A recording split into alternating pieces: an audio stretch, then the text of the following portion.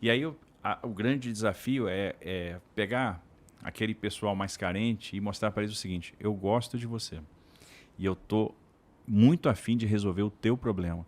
Eu estou preocupado com o teu filho. Eu quero que seu filho tenha perspectiva.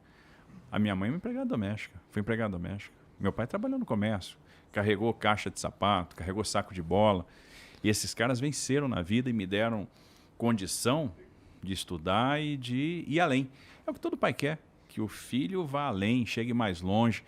E eu quero dizer para essa mãe, eu estou preocupado com seu filho, eu quero que seu filho tenha futuro, eu quero que seu filho tenha ferramenta, eu quero que seu filho brilhe. Olha só, você brilhou aqui, brilhou nos games, brilhou na comunicação. Quantos jovens podem brilhar também nos games, na comunicação? Quantos desenvolvedores de aplicativo nós podemos ter numa área carente?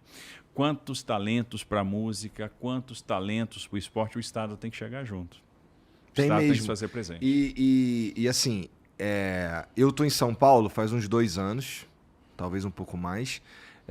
Mas eu já tive oportunidade eu já fui muito bem recebido por essa galera aí. Então eu tenho um bom relacionamento com pessoas, com uma ONG específica e com um cara específico lá no Capão Redondo e tal, com quem a gente já fez um trabalho junto. Inclusive, existe um programa lá que tá com a gente aqui, que a gente construiu lá um estúdio lá no Capão Redondo e tal. Também tenho um bom trânsito com a galera da CUFA. Converso com uma certa... Estava sábado passado com o Marcivan lá em Heliópolis. É o presidente da CUFA em São Paulo. E, cara, indo a esses lugares, assim, uma coisa que a galera da CUFA sempre fala, que a favela não é carência, é potência. Mas, cara, a verdade é que assim, essa potência que existe ali, ela de fato existe, mas ela tá subjugada, sabe? Estando presente em alguns lugares ali, eu percebo que tem de fato muito talento humano desperdiçado, tem muito potencial ali humano que não tem as oportunidades que precisa. E assim, a verdade é que especialmente assim, lá na Zona Sul de verdade, assim, porque eu não sei, eu não conheço tanto assim de São Paulo, as outras regiões e tal, mas lá na sul de verdade ali, cara, tem uma ausência do Estado assim assustadora, sabe? Questão de infraestrutura, questão de saúde, tudo isso aí. Cara, como é que a gente melhora isso? E dá pra gente fazer de fato algum trabalho ali que funcione e seja perene num mandato de 4 anos, cara? Eu tenho certeza que sim. Observe, uma coisa importante que a gente tem que aprender sobre a administração pública, né? Qual é o maior risco da administração pública? É o risco da descontinuidade. Eu tenho que, obviamente, pensar futuro, eu tenho que pensar a longo prazo, eu tenho que começar, eu tenho que dar os primeiros passos. Fazer de tudo para fazer o máximo num mandato de 4 anos. E se esse mandato não for possível para fazer tudo, e não vai ser nunca, porque as necessidades são muito maiores, eu tenho que dar o primeiro passo. Você só chega no final da escada se você subir o primeiro degrau. E aí a gente tem que torcer para quem venha nos suceder, quem pega o bastão, assuma e faça além, que vá além, que faça melhor do que a gente fez. Porque governo, Estado, né, é uma corrida de revezamento. Você está correndo, você vai correr o melhor que você pode, o melhor que você pode. De repente você não vai quebrar o recorde mundial, mas você vai correr o melhor que você pode e você vai passar o bastão para alguém.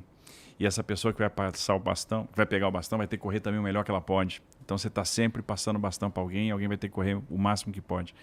Então a gente pode dar os primeiros passos, a gente pode estruturar o futuro, a gente pode levar a política pública para essas comunidades, para esses extremos que estão esquecidos.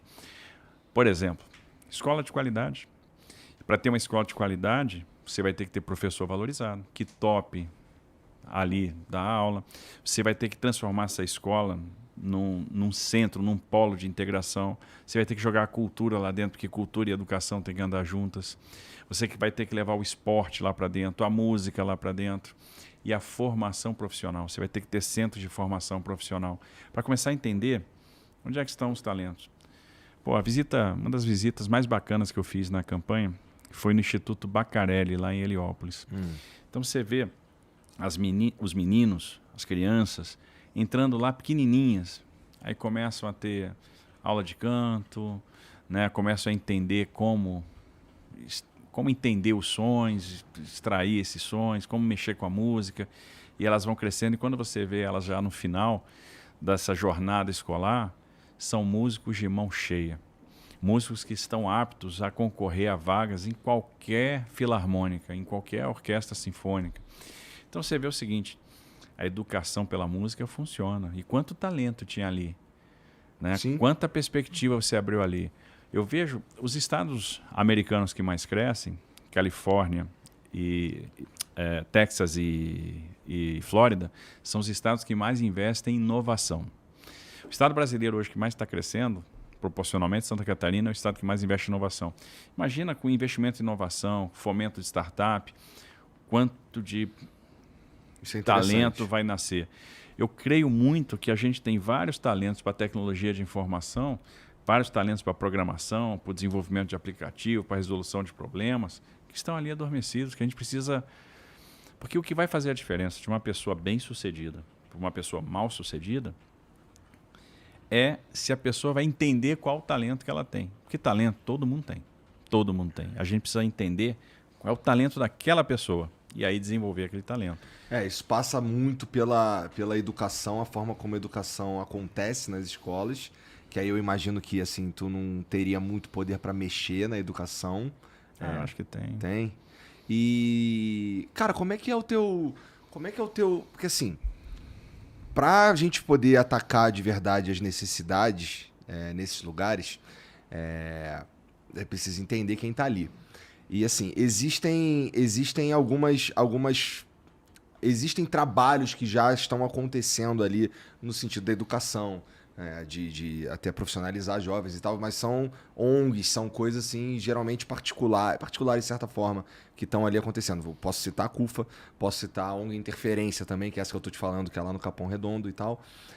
Cara, tu consegue dialogar legal com esses caras, assim? Como é que tu conversa com essas para entender mesmo o que tá precisando de verdade ali? Porque eu sinto que, assim, vou ser bem sincero, se eu conversar com qualquer político aqui que seja candidato a qualquer coisa aqui em São Paulo, ele vai falar algo parecido com isso que você está me dizendo aí. Claro. O lance é que... Será que esses caras realmente entendem qual que é... O que aqueles caras ali estão precisando de verdade? E para isso, você precisa ter alguma comunicação. Precisa saber o que está acontecendo ali de verdade. E assim, você inclusive... Eu sei que você foi lá em Paraisópolis que tu tem alguma coisa a ver com uma ONG também, não é? Como é que tu tá tentando estabelecer essa comunicação aí, cara? Olha só, essa comunicação nunca foi uma dificuldade para mim. É interessante, eu levei 25 anos da minha vida trabalhando com infraestrutura, cheguei no Ministério da Infraestrutura e vi que eu não sabia de infraestrutura. E como é que a gente construiu mudança em todos os marcos regulatórios, chamando os setores para conversar? Eu chamava, por exemplo, o setor aéreo, vem cá, onde é que teu calo está apertando? O que está pegando para você? E eu sou do setor. E eles me falavam coisas que eu não sabia. Não fazia ideia, para falar a verdade.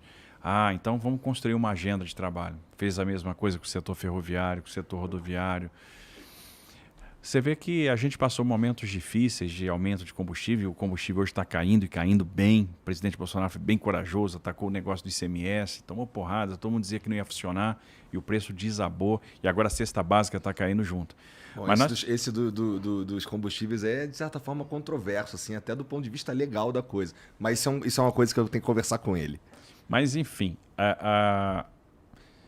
mesmo com essas situações difíceis, a gente não teve greve de caminhoneiro. Por quê? Conversa, diálogo. Eu acho que eu fui o único ministro da história da infraestrutura que estava em 50 grupos de WhatsApp de caminhoneiro. Caminhoneiro tinha o telefone pessoal.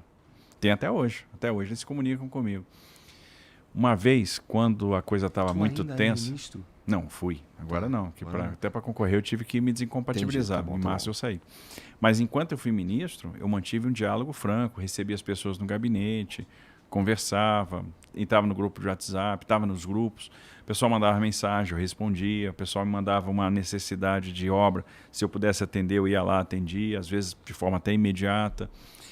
Uma vez a turma estava bem chateada, tinha subido o combustível, eles queriam, de novo, sempre quando sobe, vamos chamar uma greve, etc. E aí a gente chamou no Ministério uma reunião com caminhoneiros e economistas-chefes de banco. Faria Lima. E aí eu disse, olha, aqui estão caminhoneiros, aqui estão economistas de banco. Caminhoneiros, eis aqui o mercado. Esse é o tal mercado. Mercado não é uma entidade, não é um espírito. Mercado são esses caras aqui, ó.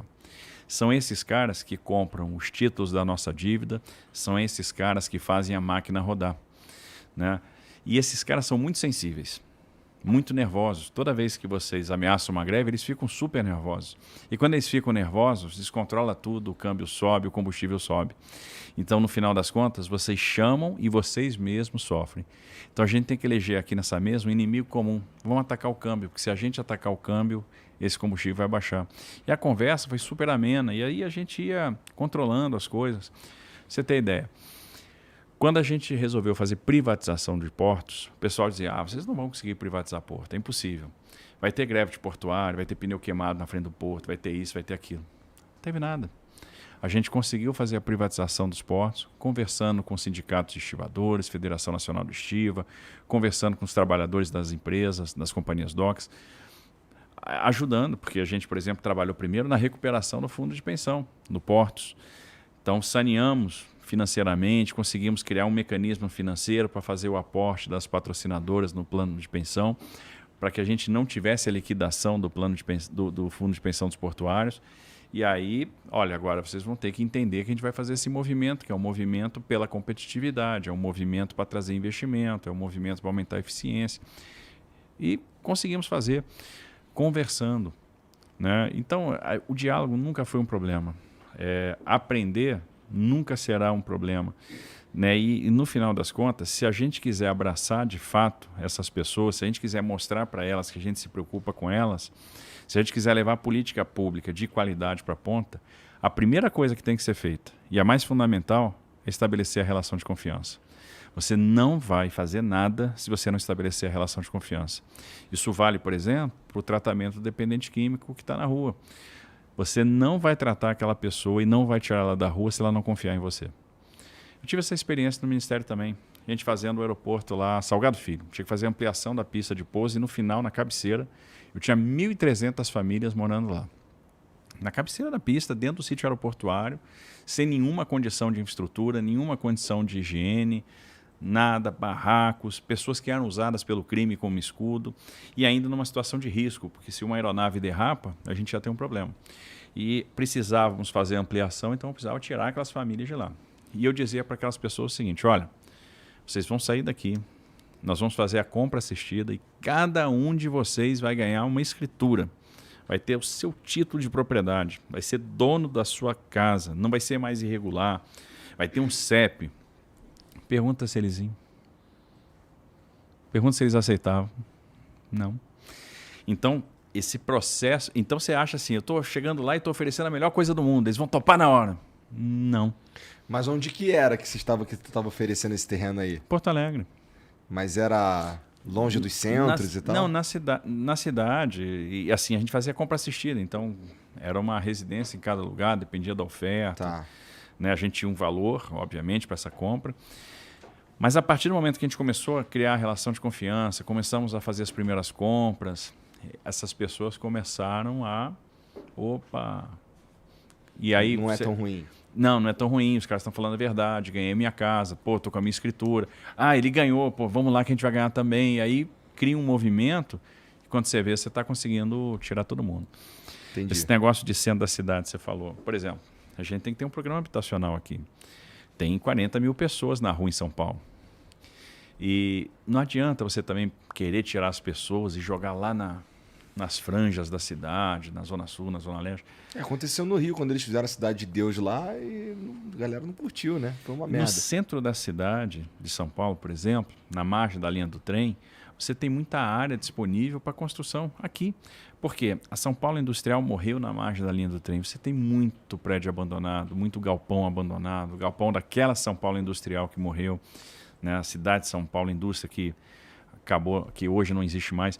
Então você tem áreas que podem ser repotencializadas, que podem ser adensadas, que podem, no final das contas, dar lugar à construção de habitação de interesse social, habitação de médio padrão, empreendimento comercial, numa lógica de parceria público-privada, onde os dois últimos financiam o primeiro, e a gente consegue dar moradia, né, com a iniciativa privada bancando pelo menos parte dessa conta, numa área central da cidade onde eu tenho infraestrutura de saneamento e infraestrutura de transporte. Então isso é transformador. E dá para fazer? Dá para fazer. E ninguém fez até agora por quê? Falta de vontade política? Às vezes é por não enxergar a oportunidade. A oportunidade está do seu lado todos os